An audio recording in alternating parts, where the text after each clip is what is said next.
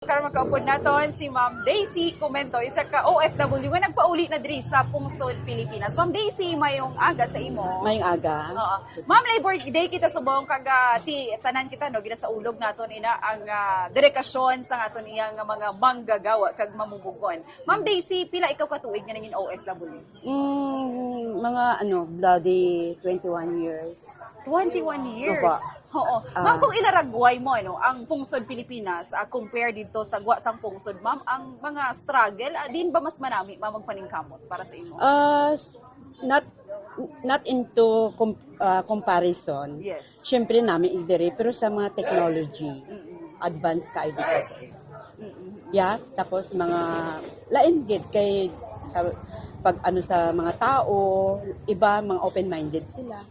Then although may ara man kita dire pero mas ma-experience mo doon, ma-observe mo nga lain gid ang pagdalagan sang ila nga nga ekonomiya tsaka mga technology. How about naman po ma'am sa opportunity? Opportunity wise, mas okay doon kung sakali. Pero kung kita dire may ara man nga amo na nga mga gamit siguro makahabol ta sa sa the way sang life dito, ang lifestyle, ang mga healthy living din sila. Sa 21 years ma'am nga bilang isa ka OFW, ano nga mga struggle ang ginapangatubang mo adlaw-adlaw nga tanan para makasustener sa imo nga mga panginahanglanon sa imong pamilya? Ang struggles? Yes po. Syempre, ang number one, pakikisama dito. So, iba-iba ang mga tao, ang mga iba-ibang lahi. Then, yung patience, maging flexible ka dito, approachable. Kasi, hindi mo hawak ang batas doon. So, may batas sila. Yun ang ginahambal nila sa mga OFW. Huwag mo ilagay sa palad mo yung batas nila. So, yun. Ma'am, in addition, ma'am, ano ang nag-push sa imo to go to work sa another country? Pero kung dili ka lang manabi, ma'am, ano ka ba? Satisfied ka ba? Makontento ka ba diri sa ginahatag sa mga manggagawa kung laborer?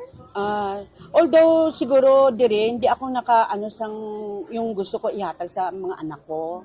I keep on going na makakita sang namin nga trabaho.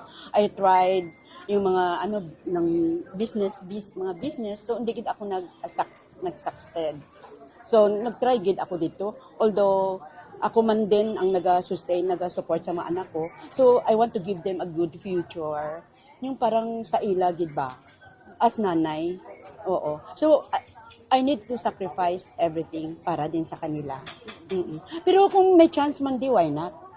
Oh, di ba? Hindi mo lang kita ang imong swerte sa iba. Yes po. Tapos napa-eskwela ko sila tuloy-tuloy as my own nga ginhapan ko nga may time na 11 years wala ako nagpauli na just to college sila so they can finish it. Ang ng future, ang studies gid ang ko sa ila.